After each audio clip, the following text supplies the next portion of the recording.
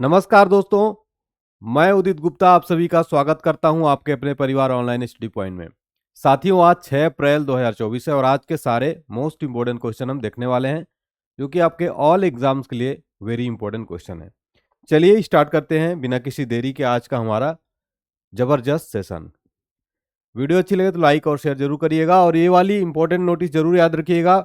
इस संडे को शाम को 7 बजे, 7 अप्रैल को 7 बजे शाम को, ठीक है। आप सभी को लाइव जरूर आना है। 500 क्वेश्चन जनरल साइंस के कराऊंगा मैं। चलिए स्टार्ट करते हैं। सबसे पहले आज का मोटिवेशन लाइन देखते हैं। भविष्य वह नहीं होगा जो हम कल के लिए सोच कर रखते हैं, भविष्य उस पर निर्भर करेगा जो हम आज करते हैं, ठीक है। तो इसको बात को याद रखिएगा। चलिए सबसे पहले ट्रेंडिंग करंट अफेयर्स क्वेश्चन देखने वाले हैं, जो कि बहुत ही इंपॉर्टेंट रहेगा आपके रिवीजन के लिए। क्वेश्चन नंबर फर्स्ट देखिए। इंटरनेशनल चेस फेडरेशन की रैंकिंग के अनुसार भारत के शीर्ष शतरंज खिलाड़ी कौन बन गए, यानी कि टॉप चेस प्लेयर बन गए हैं अर्जुन एरिगाशी। ऑप्शन सी राइट है इसका।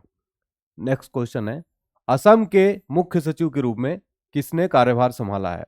इसका राइट आंसर है ऑप्शन सी रवि कोटा। साथियों, असम के चीफ सेक्रेटरी के रूप में इनको नियुक्त किया गया है।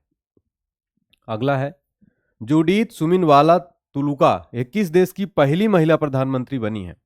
उत्तर हो जाएगा कांगो गणराज्य की प्रथम महिला प्राइम मिनिस्टर बनी है सुमिनवा तुलुका, सुमिनवा तुलुका।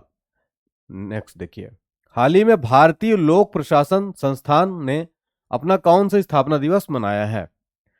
उत्तर हो जाएगा 70वां स्थापना दिवस मनाया है भारतीय लोक प्रशासन संस्थान ने हाल ही में दूसरी G20 रोजगार कार्य समूह की बैठक कहां पर आयोजन किया गया है? इसका ब्रासीलिया के अंदर किया गया है। ऑप्शन ए राइट आंसर होगा इसका, याद रखिएगा, ठीक है। चलिए साथियों, अब आज का हम इंपॉर्टेंट करंट अफेयर्स क्वेश्चन देखने वाले हैं।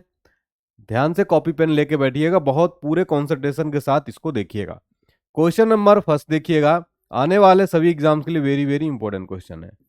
आरबीआई ने लगातार 7वीं बार रेपो रेट को किस दर पर बरकरार रखा है? इसका राइट आंसर हो जाएगा 6.50 पर रेपो रेट को लगातार यहां पर स्थिर रखा है आरबीआई ने, ठीक है। चलिए, तो 7वीं बार ऐसा हुआ है कि जब इसको जो है इसमें कोई बदलाव नहीं किया गया है और इसमें बरकरार रखा गया है। आरबीआई के वर्तमान में गवर्नर शक्तिकांत दास हैं। उन्होंने इसमें जो है मौद्रिक नीति पर फैसले की घोषणा की है, ठीक है। चलिए, आरबीआई से रिलेटेड साथियों कुछ मोस्ट इंपोर्टेंट फुल फॉर्म से रिलेटेड क्वेश्चन आपके बैंकिंग, रेलवे, एसएससी एग्जाम्स में बहुत बार देखने को मिले हैं। फटाफट से आप देखिए इसको। आरबीआई का फुल फॉर्म तो आपको मालूम है, रिजर्व बैंक ऑफ इंडिया। आगे हम आरबीआई के बारे में कंप्लीट डिटेल देखने वाले हैं। सीआरआर, कई बार यह प्रश्न एग्जाम में पूछा गया है। कैश रिजर्व रेशियो नोट कर लीजिए। फिर है एसएलआर, यानी कि स्टैट्यूटरी लिक्विडिटी रेशियो। इसका फुल फॉर्म बहुत बार एग्जाम में बना है दोस्तों। नेक्स्ट है आपका एमएसएफ, यानी कि मार्जिनल स्टैंडिंग फैसिलिटी। और नेक्स्ट है SDF, standing deposit facility. MPC यानी मॉनेटरी पॉलिसी कमेटी। और एनडीटीएल का फुल फॉर्म है नेट टाइम और demand, net time and demand deposit liabilities, ठीक है, इसका फुल फॉर्म है। अब आरबीआई से रिलेटेड बात हो रही है दोस्तों। यहां पर स्टैटिक जीके का कई क्वेश्चन यहां से बनते हैं, नोट करिएगा। आरबीआई का फुल फॉर्म आपको पता है, भारतीय रिजर्व बैंक। स्थापना हुई थी 1 अप्रैल 1935 को। और इसका जो राष्ट्रीयकरण किया गया था साथियों, राष्ट्रीयकरण हुआ था 1 जनवरी 1949 में। ये वाली डेट भी आपको याद होनी चाहिए, ठीक है, 1 जनवरी 1949। आरबीआई की स्थापना किस एक्ट के तहत हुई थी?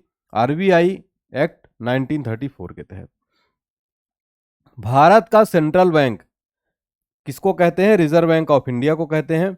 एक प्रश्न और बनता है, कंफ्यूज मत होइएगा, बैंकों का बैंक कौन है? भारत का रिजर्व बैंक ऑफ इंडिया। और यही जो है इसी के अंडर गाइडेंस में सारे जो बैंक है कार्य करते हैं, यही दिशा निर्देश देता है। सारे काम भारत के बैंकों से रिलेटेड सारा केंद्रीय बैंक करता है भारत का RBI, reserve bank of India, जिसका हेडक्वार्टर कहां पर स्थित है? मुंबई के अंदर स्थित है, महाराष्ट्र की कैपिटल। आरबीआई के पहले गवर्नर कौन थे? सर ओस्मान स्मिथ थे। और भारतीय रिजर्व बैंक के पहले भारतीय मूल के गवर्नर थे सीडी देशमुख।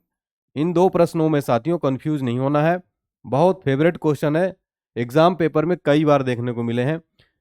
ओस्मान स्मिथ पहले गवर्नर थे, लेकिन पहले भारतीय मूल के गवर्नर थे सीडी देशमुख। कंफ्यूज मत होइएगा, ठीक है बच्चों, क्लियर है? चलिए, क्लियर है तो कमेंट सेक्शन में लिख दीजिए यस सर। नेक्स्ट क्वेश्चन देखिए, 15वें CIDC विश्वकर्मा पुरस्कार 2024 से किसे सम्मानित किया गया है?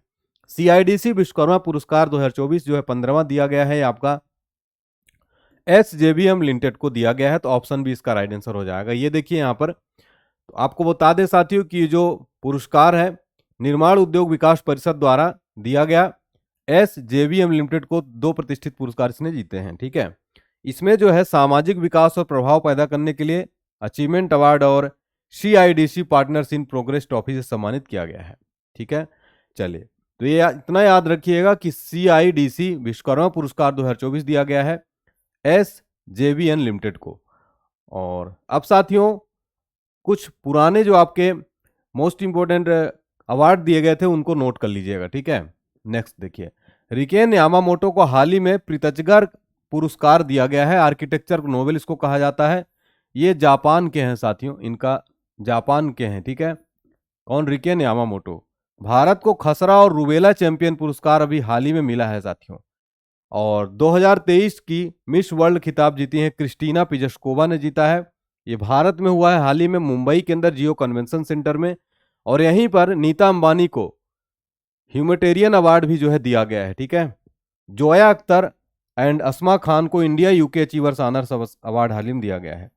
बॉय जोन्स पुरस्कार के लिए टाइगर वुड्स को हाल ही में दिया गया है साथियों, ठीक है। चलिए अगला क्वेश्चन देखते हैं। आप में कई बच्चे जो है कमेंट कर रहे थे कि सर आप बहुत धीरे पढ़ाते हैं, और कई बच्चे बोलते सर आप बहुत फास्ट पढ़ाते हैं। अब बताइए मैं क्या करूं? कई बच्चे बोल रहे कि आप बहुत फास्ट पढ़ाते हैं, कई बच्चे बोल रहे आप बहुत धीरे पढ़ाते हैं। अब आप लोग बताइए कि मैं क्या करूं? मेरे हिसाब से तो मैं ठीक पढ़ा रहा हूं, ना फास्ट पढ़ा रहा हूं, ना स्लो पढ़ा रहा हूं। आपको चीजें समझ में भी तो आनी चाहिए। मैं बहुत जल्दी जल्दी बोल दिया या फिर बहुत ही स्लो हो गया, दोनों चीजें तो गड़बड़ है। इसलिए प्लीज आप लोग कंफ्यूज मुझे मत किया करिए, और आप लोग भी कंफ्यूज मत रहा करिए, ठीक है ना। चलिए अगला क्वेश्चन है, विश्व बैंक समूह यानी विश्व बैंक ग्रुप ने हाल ही में किसे आर्थिक सलाहकार पैनल का एक मेंबर बना दिया है? विश्व बैंक के बारे में हम पूरा डिटेल देखेंगे भी, ठीक है। सबसे पहले इसका उत्तर जान लीजिए। ऑप्शन सी हो जाएगा, राकेश मोहन को हाल ही में विश्व बैंक ग्रुप ने आर्थिक सलाहकार पैनल का मेंबर बना दिया है। राकेश मोहन इनका नाम है, याद रखिएगा, ठीक है। ये है राकेश मोहन, ठीक है। चलिए, तो इनको जो है हाल ही में बना दिया है। आपको बता दें कि नई दिल्ली स्थित think tank centre for social and economic progress ने यह जानकारी दी है। आपको बता दें साथियों कि वर्तमान समय में वह प्राइम मिनिस्टर मोदी जी की आर्थिक सलाहकार परिषद के अंशकालिक सदस्य भी हैं, ठीक है। चलिए, विश्व बैंक की बात हो रही है। यहां से साथियों आप एक नंबर आपके एग्जाम में जरूर पूछा जाता है। वर्ल्ड बैंक से रिलेटेड एग्जाम में बहुत बार क्वेश्चन देखने को मिले हैं। विश्व बैंक का सबसे पहला क्वेश्चन जो बनता है स्टैटिक जीके मॉडल एग्जाम में, इसका हेडक्वार्टर पूछ लेता है। HQ कहां पर है दोस्तों? यह है अमेरिका के अंदर, वाशिंगटन DC एक जगह है। अमेरिका की राजधानी क्या है? Washington DC। DC का इसका फुल फॉर्म होता है डिस्ट्रिक्ट ऑफ कोलंबिया, USA में। यहीं पर स्थित है आपका वर्ल्ड बैंक का HQ यानी हेडक्वार्टर। वर्तमान में कितने मेंबर देश हैं? 189 है। यह प्रश्न भी कई बार पूछा है। IMF के साथ विश्व बैंक स्थापना 1945 में हुई थी, ठीक है। IMF के साथ जो है वर्ल्ड बैंक की स्थापना 1945 में हुई थी, और IMF का मुख्यालय भी कहाँ है? वाशिंगटन DC में स्थित है। देखिएगा, वर्ल्ड बैंक के जो वर्तमान में अध्यक्ष हैं ये हैं अजय बंगा। ये भारतीय मूल के हैं, इसलिए ये प्रश्न काफी महत्वपूर्ण हो जाता है, ठीक है। भारतीय मूल के हैं अजय बंगा। तो वर्ल्ड बैंक के जो वर्तमान में चेयरमैन है वो है आपके अजय बंगा, जो कि भारतीय मूल के हैं। यहां से आपके मुख्यालय, स्थापना, अध्यक्ष, 3 प्रश्न आपके पक्का एग्जाम में देखने को मिलते हैं। इनको नोट कर लीजिएगा साथियों। आप हमारे साथ डेली करंट अफेयर्स जरूर देखा करिए। यहां पर मैं 100% गारंटी दावा करता हूं, अगर आप डेली देखते गए साथियों, 1 वर्ष तक अगर देख लिए, तो आपका जीके और करंट अफेयर्स दोनों काफी स्ट्रांग हो जाएगा। कोई भी आपको सिलेक्शन लेने से नहीं रोक सकता है बच्चों, ठीक है। चलिएगा अगला क्वेश्चन देखते हैं। अगला क्वेश्चन है, CCI स्नूकर क्लासिकल का टाइटल हाल ही में किसने जीत लिया है? पंकज आडवाणी उत्तर हो जाएगा। काफी प्रसिद्ध नाम है स्नूकर के, स्पोर्ट्स में स्नूकर के नाम से पंकज आडवाणी जो है काफी प्रसिद्ध हैं दोस्तों, ठीक है, स्नूकर में। तो इन्होंने जीत लिया है CCI स्नूकर क्लासिक टाइटल, ठीक है। चलिए, जब आपको कई बार स्नूकर से रिलेटेड क्वेश्चन आए, ना समझ में आए, तो पंकज आडवाणी वाला तुक्का लगा दिया करो आप लोग, ठीक है। चलिएगा, तो ये है पंकज आडवाणी, ठीक है। तो वर्ल्ड चैंपियन पंकज आडवाणी ने मुंबई में हुआ था, ठीक है। मुंबई में ये जो है इन्होंने अपना सुपर स्नूकर क्लासिक के दौरान अपना दबदबा कायम रखते हुए टाइटल जीत लिया है। और फाइनल में इन्होंने कमल चावला को 8-3 से हरा दिया है, ठीक है। पंकज आडवाणी पिछले 2 वर्षों में सीसीआई स्नूकर क्लासिक खिताब जीता और अब बिलियर्ड्स का भी खिताब बरकरार रखा है। ठीक है, चलिए अगला क्वेश्चन है। अगला क्वेश्चन देखिए, नेशनल मेरी टाइम डे प्रतिवर्ष कब मनाया जाता है? कहने का मतलब राष्ट्रीय समुद्री दिवस। ठीक है, राष्ट्रीय समुद्री दिवस प्रतिवर्ष कब मनाया जाता है? उत्तर है 5 अप्रैल को प्रतिवर्ष आपका राष्ट्रीय समुद्री दिवस मनाया जाता है। आगे मैं आपको दिवस से रिलेटेड कुछ मोस्ट इंपोर्टेंट क्वेश्चन बताने वाला हूं, थोड़ा सा धीरज रखिए। ठीक है, चलिए तो नेशनल मैरीटाइम डे, राष्ट्रीय समुद्री दिवस प्रतिवर्ष जो है आपका 5 अप्रैल को मनाया जाता है दोस्तों। ठीक है, और यह क्या करता है, इसका क्या मुख्य उद्देश्य है मनाने का? तो देश के जो अंतर्राष्ट्रीय व्यापार और आर्थिक विकास में समुद्री क्षेत्र के महत्व को जो है बताता है। और पहली बार जो है मनाया गया था बच्चों 1964 में आपका ये मनाया गया था 5 अप्रैल को। ठीक है, तब से प्रतिवर्ष भारत में प्रतिवर्ष राष्ट्रीय समुद्री दिवस आपका 5 अप्रैल को मनाया जाता है। ठीक है, सबसे इंपॉर्टेंट अब जो बताने जा रहा हूं वो नोट करिएगा। इसकी थीम क्या थी इस वर्ष की साथियों? थीम थी भविष्य को नेविगेट करना, सुरक्षा पहले, navigation the future, safety first. ठीक है ना, तो यहां से इतने पॉइंट आपको नोट कर लेने हैं, एग्जाम में पूछा जा सकता है। चलिए अब साथियों यहां से बात हो रही है किसी दिवस से रिलेटेड, कुछ अति महत्वपूर्ण दिवस से रिलेटेड क्वेश्चन मैं आपको रिवाइज करा रहा हूं। रिवाइज तो कराता हूं लेकिन आप लोग अपने कॉपी में नोट करिए, तब तो आप बाद में रिवीजन करेंगे। पीडीएफ फाइल आपको तो मिल ही जाती है फ्री में, डेली एप्लीकेशन इंस्टॉल कर लीजिएगा, वहां पर तो आपको पीडीएफ फाइल मिल जाएगी। ठीक है, चलिए पहला क्वेश्चन नोट करिएगा और ये मल्टी टाइम एग्जाम में पूछा गया है। विश्व जल दिवस, वर्ल्ड वाटर डे, प्रतिवर्ष 22 मार्च को मनाया जाता है दोस्तों। विश्व वन दिवस है ना, ये 21 मार्च को मनाया जाता है। ठीक है, अगला क्वेश्चन है माय डियर स्टूडेंट्स, अंतर्राष्ट्रीय महिला दिवस प्रतिवर्ष 8 मार्च को मनाया जाता है। फेवरेट क्वेश्चन है ये, एग्जाम में आने वाला है, फेवरेट क्वेश्चन है। ठीक है, मतलब ये आपको कोई दिवस से रिलेटेड नहीं पूछेगा लेकिन ये वाला प्रश्न पक्का पूछ लेगा। विश्व हिंदी दिवस 10 जनवरी को प्रतिवर्ष मनाया जाता है। ठीक है, कोई बता सकता है बच्चा क्या कि भारत में प्रतिवर्ष राष्ट्रीय हिंदी दिवस और राष्ट्रीय महिला दिवस दोनों चीजें बताइए आप लोग। राष्ट्रीय हिंदी दिवस, राष्ट्रीय महिला दिवस कमेंट सेक्शन में जल्दी से बताइएगा। ठीक है, विश्व किडनी दिवस प्रतिवर्ष कब मनाया जाता है? 9 मार्च को मनाया जाता है। विश्व कैंसर दिवस आपका 4 फरवरी को प्रतिवर्ष मनाया जाता है। विश्व कविता दिवस 21 मार्च को मनाया जाता है। अंतर्राष्ट्रीय प्रसन्नता दिवस आपका 20 मार्च को मनाया जाता है। ठीक है, इनमें से मोस्ट इंपोर्टेंट क्या है उसमें मैं एक बार जो है आपको दूसरे कलर से टिक कर दे रहा हूं, उसको आप नोट कर लीजिए। ठीक है, ये वाला जो है आप इसको ये एक कलर, ये वाला दूसरा, हाँ इसको आप लोग नोट करिए इसको। ठीक है, ये वाला विश्व जल दिवस, विश्व वन दिवस, अंतर्राष्ट्रीय महिला दिवस, विश्व हिंदी दिवस और कैंसर दिवस, 1 2 3 4। ठीक है, 1 2 3 4 5 5 आप इसमें से नोट कर लीजिए, बाकी नहीं याद रखेंगे तो भी चल जाएगा।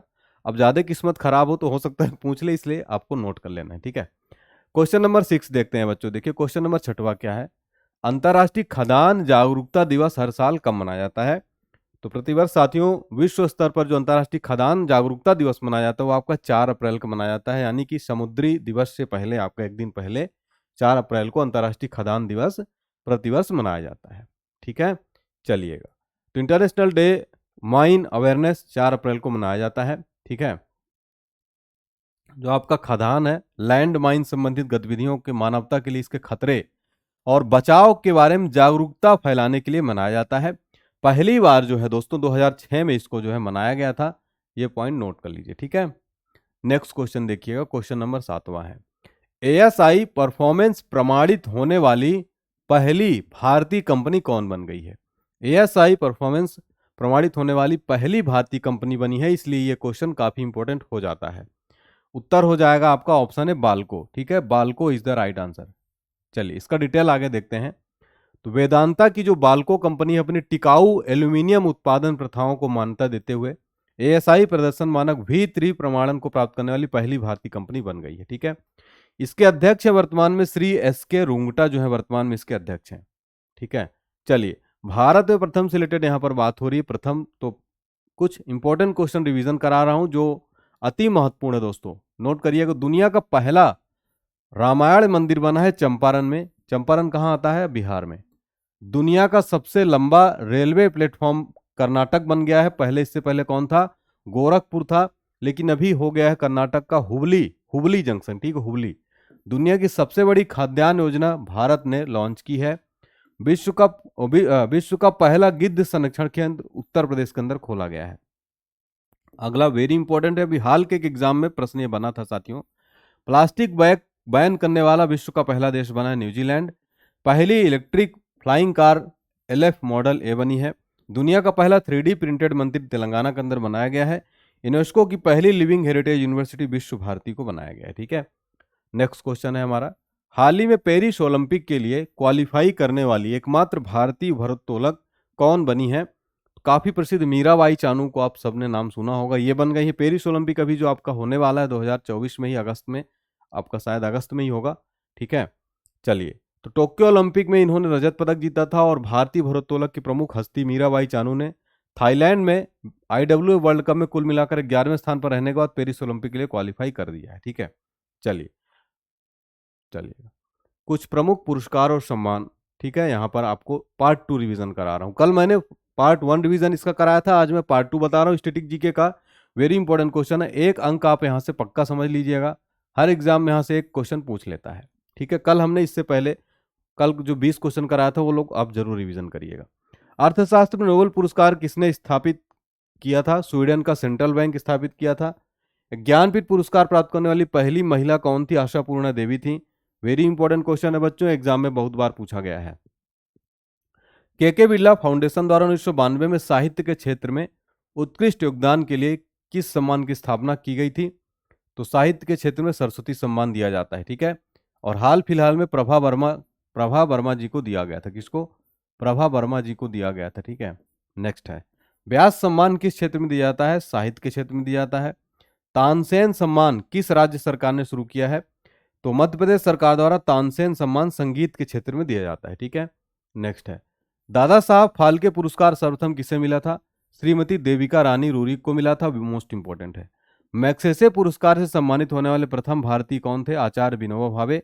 ठीक है, रविन्द्रनाथ टैगोर को साहित्य के क्षेत्र में किस वर्ष नोबेल पुरस्कार दिया गया था? 1913 में दिया गया था, गीतांजलि के लिए दिया गया था। ये क्वेश्चन बहुत बार पूछा गया है, गीतांजलि के लिए जो है दिया गया था इनको। ठीक है, चलिए, CV रमन को किस वर्ष नोबेल पुरस्कार दिया गया था? 1930 में। प्रोफेसर अमर सेन को किस वर्ष अर्थशास्त्र नोबेल पुरस्कार दिया गया था? 1998 में। ठीक है, सुब्रमण्यम चंद्रशेखर को किस क्षेत्र में नोबेल पुरस्कार मिला था? भौतिकी में मिला था। अर्थशास्त्र के क्षेत्र में नोबेल पुरस्कार किस वर्ष से प्रदान किए जा रहे हैं? 1969 से। इंपॉर्टेंट क्वेश्चन, अर्थशास्त्र का नोबेल 1969 से शुरू किया गया था। एशियाई नोबेल पुरस्कार के नाम से किसे जाना जाता है? रेमन मैग्सेसे पुरस्कार को। ठीक है, इसको एशिया का नोबेल कहा जाता है। दादा साहब फाल्के पुरस्कार प्रदान किया जाता है सूचना और प्रसारण मंत्रालय, भारत सरकार द्वारा। ठीक है, चलिए, ऑस्कर पुरस्कार प्रदान किया जाता है National Academy of Motion Picture Arts and Sciences द्वारा।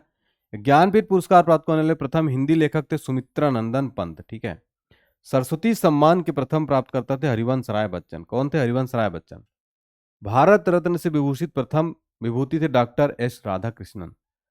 मरणोपरांत भारत रत्न पुरस्कार से सर्वप्रथम किसे सम्मानित किया गया? लाल बहादुर शास्त्री। याद रखिएगा, भारत रत्न से विभूषित प्रथम विदेशी थे खान अब्दुल गफ्फार खान। ठीक है, चलिए, हाँ, तो यहां तक हमने आज किया। अब देखते हैं अब रिवीजन सेशन साथियों, बहुत ध्यान से देखिएगा इसको। क्वेश्चन नंबर फर्स्ट देखिए, हाल ही में कैंसर के लिए भारत की पहली घरेलू जीन थेरेपी कहां लॉन्च की गई है? इसका राइट आंसर हो जाएगा IIT बॉम्बे। हाल ही में DRDO ने किस बैलिस्टिक मिसाइल का सफल परीक्षण किया? अग्नि प्राइम का। और नेक्स्ट है, हाल ही में किसे टाटा इंटरनेशनल का नया प्रबंध निदेशक बनाया गया? टाटा इंटरनेशनल का राजीव सिंघल। काठिया गेहूं जिसे हाल ही में GI टैग दिया किस राज्य से संबंधित है? उत्तर प्रदेश।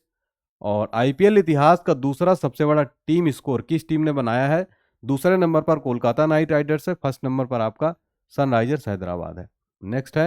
नेक्स्ट है साथियों, फोर्ब्स की न्यू बिलियनियर सूची में रेणुका जगतियानी किस कंपनी की चेयरपर्सन है? Landmark group. और हाल ही में यूथ बॉक्सिंग वर्ल्ड कप 2024 में भारतीय दल ने कितने पदक जीते हैं? 26। और हाल ही में दुनिया की सबसे शक्तिशाली लेजर कहां पर बनी है? रोमानिया में। और हाल ही में विश्व के सबसे बुजुर्ग व्यक्ति का निधन हुआ, उनकी उम्र कितनी थी? 114 वर्ष थी। और आज का होमवर्क क्वेश्चन अब बताइए, किस राज्य में दुनिया का पहला ओम आकार का मंदिर का उद्घाटन किया गया है? राजस्थान, कर्नाटक, तमिलनाडु या मध्य प्रदेश? दुनिया का पहला ओम आकार का मंदिर का उद्घाटन कहाँ किया गया? कमेंट सेक्शन में फटाफट से बता दीजिएगा। ठीक है, चलिए, और डेली हमारी साथियों जनरल साइंस की लाइव क्लास शाम को 5 बजे होती है, जिसमें मैं 50 क्वेश्चन कराता हूँ। इसको जरूर अटेंड किया करिए आप लोग डेली शाम को 5 बजे। इंस्टाग्राम पर फॉलो कर लीजिएगा। इस पीडीएफ को अगर आप जरूर परचेज करिए, जनरल जीके की और करंट अफेयर्स की, ठीक है। और इसका पीडीएफ फाइल कहाँ पर मिलेगा, बहुत सारे बच्चे पूछते हैं, तो हमारे एप्लीकेशन पर मिल जाएगा। एप्लीकेशन का लिंक डिस्क्रिप्शन बॉक्स में मिल जाएगा आपको, यहाँ वाले इस वाले सेक्शन में आपको मिल जाएगा। सारे बच्चे ज़्यादा से ज़्यादा स्टूडेंट इसको डाउनलोड कर लें, क्योंकि यहाँ पर सारी पीडीएफ आपकी अपडेट कर दी गई हैं। और वीडियो अच्छी लगे तो प्लीज़ लाइक, शेयर और सब्सक्राइब जरूर करिएगा। साथियों, शाम को 5 बजे मिलिएगा लाइव क्लास में सारे स्टूडेंट, ठीक है। 50 क्वेश्चन धमाकेदार तरीके से करेंगे, बहुत मजा आता है, काफ़ी बच्चे और लाइव जुड़ते हैं और लाइव बढ़िया मॉक टेस्ट देने में मजा आता है, ठीक है। सारे स्टूडेंट जरूर जुड़िएगा, याद रखिएगा शाम को 5 बजे। चलिए, थैंक यू सो मच बच्चों। जय हिंद, जय Bharat, take care, bye bye.